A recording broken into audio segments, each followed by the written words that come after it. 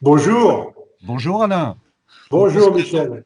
on va se présenter pour les personnes qui regardent cette vidéo. Donc j'ai l'honneur de vous présenter Michel Hureau. Bonjour, Donc Michel Hureau de la Bon, page Jean-Pierre Adams, jamais oublié. et puis Cyril Guénaud donc de la page Jean-Pierre Adams. Donc comme vous pouvez voir, nous sommes les deux fondateurs de la page Jean-Pierre Adams tous les deux. Et puis on a l'honneur de commencer cette première série d'interviews parce que on va en faire une par mois avec mon ami Michel. Et aujourd'hui, c'est Alain Desing qui est avec nous. Bonjour Alain. bonjour, bonjour à tous. Alors Alain, déjà une petite première question. Présente-toi tout simplement. Alors, je m'appelle Alain Designe, je vis à Toulouse. J'ai eu l'occasion de jouer au football, de commencer à La Rochelle, ensuite à Nantes pendant une année pour poursuivre mes études. Et après, je suis arrivé dans les années 1966 à Bagnols-sur-Loing pour jouer dans l'équipe L'Entente Bagnols-Nemours, entraînée par Paul Jurili, qui m'avait entraîné lorsque j'étais pupille à La Rochelle. Donc vous voyez, c'est une longue histoire. Et nous sommes arrivés avec Jean-Pierre à l'âge, lui de 18 ans et moi de 19 ans, à l'Entente Bagnols-Nemours, que D'accord. nous étions à l'époque. Donc tu J'ai fais donc. d'ailleurs une petite pensée pour Kérim Ibrahim, qui nous a accueillis d'une façon remarquable et qui, malheureusement, depuis plusieurs dizaines d'années, est aveugle. D'accord. Voilà. Avant d'écouter vos questions, j'ai une autre simplement petite pensée, puisque dans les adhérents, il y a Mireille Mélière, qui a joué avec nous à l'entente Bagnols Fontainebleau-Nemours lorsqu'il y a eu la fusion avec Fontainebleau, et aussi Robert Corfou, qui était arrière central de cette équipe-là. Alors donc du coup, donc vous êtes jeune avec Jean-Pierre Adams, hein, vous arrivez tous les deux. Explique-nous cette première rencontre avec Jean-Pierre, les premières rencontres que tu as pu avoir, les premiers échanges. Ben, les premiers échanges, ça a été assez formidable parce que nous étions les deux plus jeunes de l'équipe, donc un petit peu des nouveaux très intimidés parce que il y avait quand même des joueurs d'expérience. Je voudrais rappeler aussi que l'Entente Bagnols-Nemours était un des clubs les plus huppés du championnat amateur. Il n'y avait pas à cette époque-là de seconde division. D'accord. Donc, vous aviez 5 ou 6 poules de championnat amateur et l'entente Bagnols-Nemours et après l'entente Bagnols-Fontainebleau-Nemours faisait partie des clubs phares avec Laval, Quevilly, Pierrot de Strasbourg et j'en oublie certainement. Alain, euh, est-ce que tu pourrais nous dire, à l'entente Bagnols-Fontainebleau-Nemours, comment Jean-Pierre a été repéré, comment il a été visible sur la scène nationale, parce que ce qu'il ne faut pas oublier, c'est que Jean-Pierre a commencé comme un attaquant, ce que peu de personnes savent. Alors, Jean-Pierre a été repéré.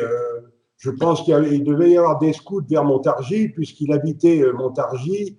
Absolument. Il a une mère adoptive, il vivait là-bas. Et Oui. il a été repéré très facilement parce que c'était un athlète. Hein, il faisait 1m80, presque 80 kilos.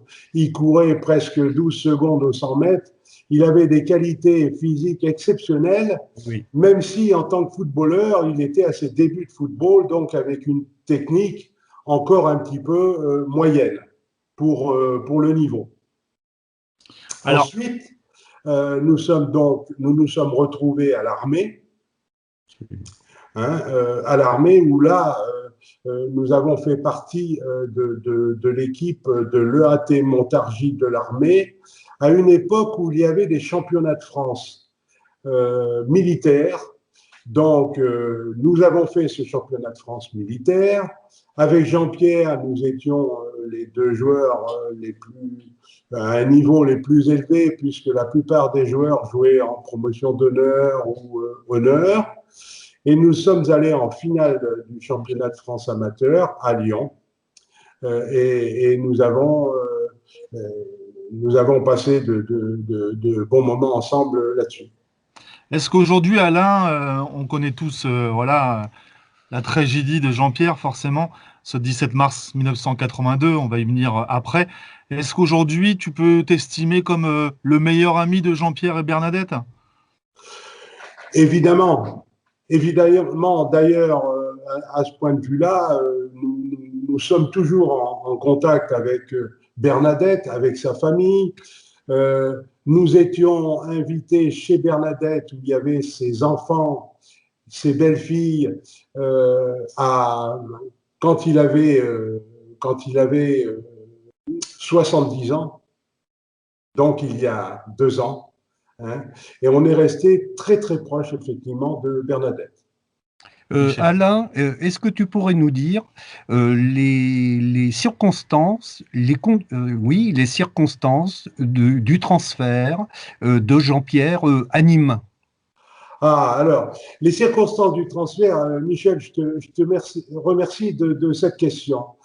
Et voilà ce qui s'est passé. Avec cette équipe, nous jouions très souvent d'abord contre l'équipe du Panthéon de Joinville, dont l'entraîneur était Troupel. Et Troupel avait dit à notre coach, qui était Willy Maty, qui était adjudant-chef et qui nous coachait, il lui avait dit, si un attaquant se blesse, je prends Jean-Pierre Adams. Donc, un jour, Willy Maty reçoit un coup de fil de Troupel et il fallait que Jean-Pierre aille au bataillon de Joinville pour aller faire un match contre le Maroc à Toulon. Donc, cette équipe fait un match contre le Maroc à Toulon, ils font 2-2 et Jean-Pierre marque les 2 buts. Oui. Et au bord de la touche, il y avait le rusé Kader Firout, que tout le monde connaissait, qui était là. Et quand il a vu ce colosse noir avec la vitesse qu'il allait, il s'est dit, il faut vraiment que je récupère ce joueur-là.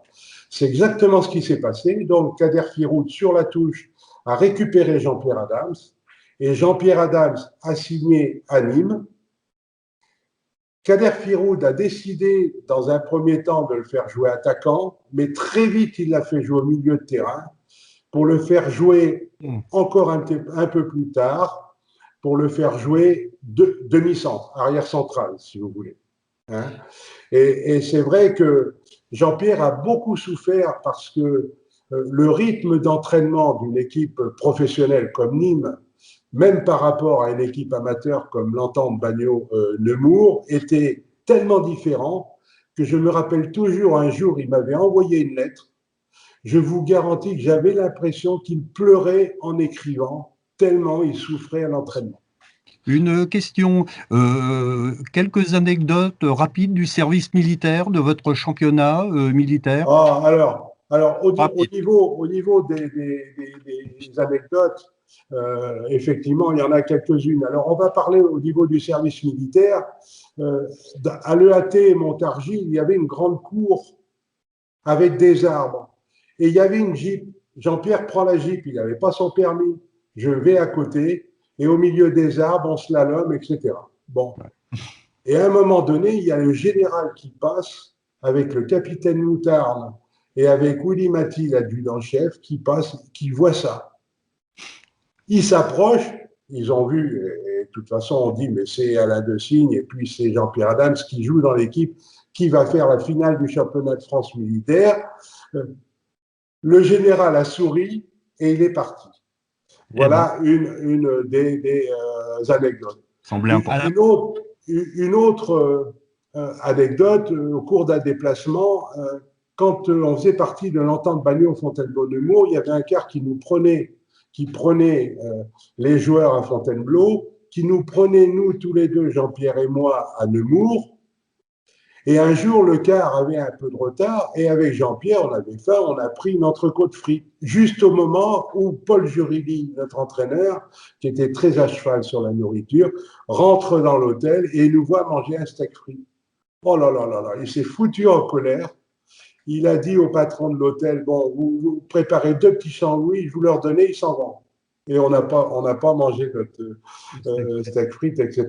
Très intéressant. Alors Alain, ça fait déjà plus de 10 minutes qu'on est ensemble, le temps passe, mais c'est avec plaisir qu'on t'a forcément pour notre première interview, hein, Michel? Oui, absolument. Alors, il a fait effectivement de nombreux clubs, Mulhouse dans le désordre, hein, Nîmes, Nice, PSG, etc. Je voulais qu'on parle, parce que c'est aussi la vie de Jean-Pierre malheureusement, mais je voulais qu'on parle de ce 17 mars 1982. On sait tous cette tragédie. Comment tu apprends cette terrible nouvelle et comment toi aujourd'hui, comment tu apprends cette nouvelle? Est-ce que c'est Bernadette qui te dit bah il y a un souci avec Jean-Pierre? Explique-nous un peu cette période néfaste. Alors, il est évident que, compte tenu des relations que nous avions avec Bernadette, on a dû être un des premiers à. Bernadette a appelé mon épouse pour nous raconter ce qui leur était arrivé, cet accident d'anesthésie qu'il y a eu sur Jean-Pierre. C'est d'autant plus bête qu'il avait une petite douleur dans la cuisse, donc rien, et il y a eu un accident d'anesthésie. Pourquoi? Il y avait beaucoup trop de personnes dans la salle d'anesthésie, premièrement. Et deuxièmement, comme Jean-Pierre était noir et blanc, comme vous le savez, ça s'est pas vu qu'il manquait d'oxygène. Et c'est comme ça qu'il est tombé dans le coma. Et c'est vraiment terrible parce que voilà ce qui s'est passé. Et voilà. Comment dire, quand cette date arrive, quels sont tes premiers réflexes que tu as, Alain?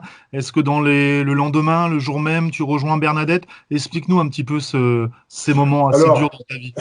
Le réflexe dans des cas comme ça, on a d'abord été tellement surpris. Ça a été surtout de rester en contact avec Bernadette, qui est partie à Lyon, parce que c'était à Lyon quand même.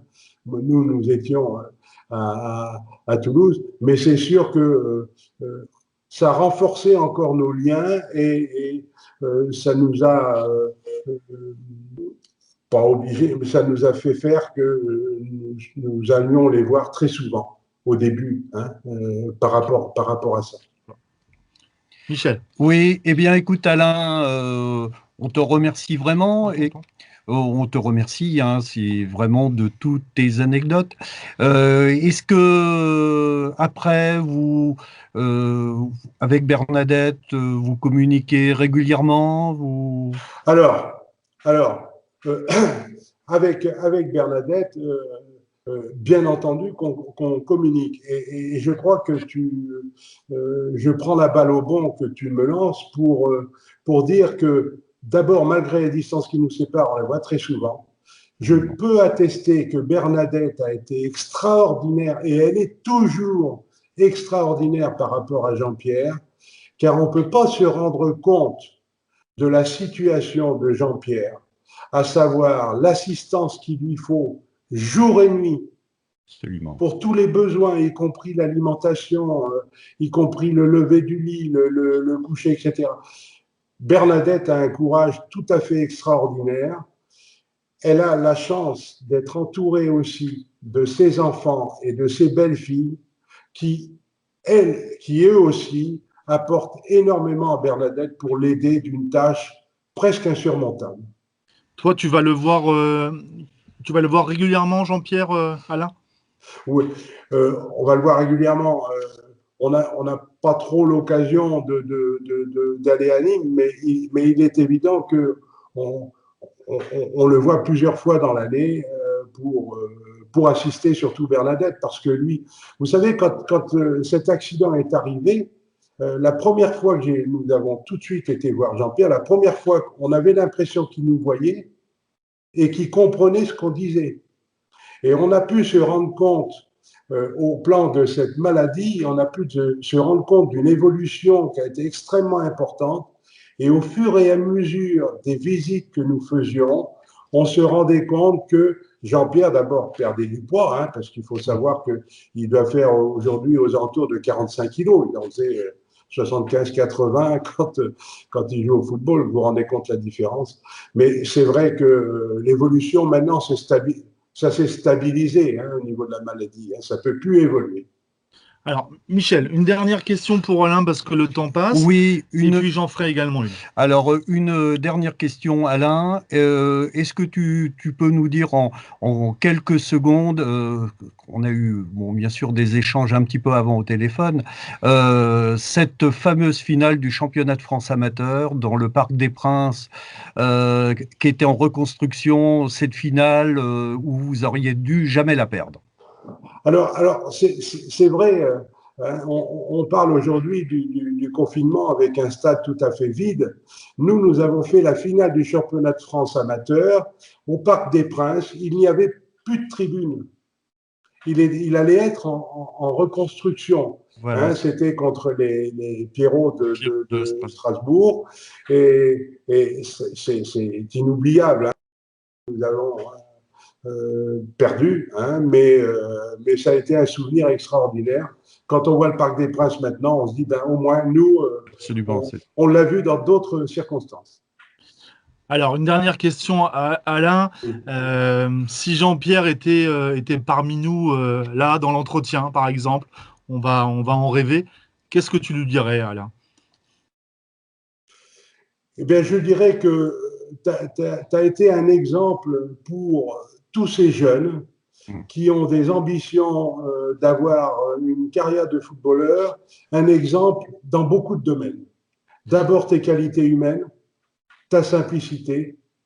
Et c'est un petit peu comme, bon, je ne peux pas faire le rapprochement, mais Mbappé, par exemple, il plaît beaucoup, il plaît beaucoup aux jeunes, au public et aux moins jeunes aussi. Et ben, je pense qu'à l'époque de Jean-Pierre, quand il jouait en équipe de France, je vous rappelle que Jean-Pierre formait la Garde Noire avec Marius Trésor. Et je vous rappelle que Jean-Pierre, quand il était international, était très populaire.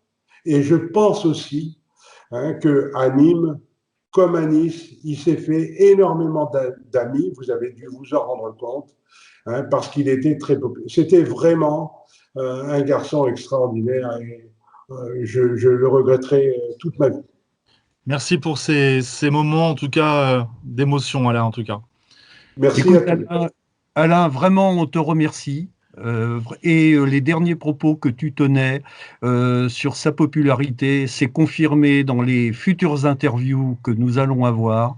Les personnes qu'on a eues au téléphone, vraiment, faisaient l'unanimité. Voilà. Et merci à vous deux hein, du travail que vous faites extraordinaire hein, par rapport à l'association. Merci en tout cas, Alain. Donc, pour rappel, Alain Desing qui est le meilleur ami de Jean-Pierre Adams, tout simplement, avec Bernadette. Michel tenait absolument à commencer notre série d'interviews avec toi. Absolument. Donc, c'est chose faite. Et puis, je vous donne rendez-vous prochainement. Vous verrez tous les mois, il y aura un interview d'un ami, d'un ancien joueur, d'un collègue, etc. à Jean-Pierre. Donc, suivez bien nos aventures, Michel. Oui, et puis Alain, tu faisais l'unanimité en tant que capitaine de l'équipe militaire et, oui. ton passage à l'entente. J'en ai pas trop parlé parce que je crois que le but c'était surtout de parler Jean-Pierre. Mais on pouvait. Et je crois que c'était notre objectif à tous les trois. Exactement. À bientôt, Alain. Au plaisir. Merci. À bientôt, Merci. Alain. Au revoir. Plaisir. Merci.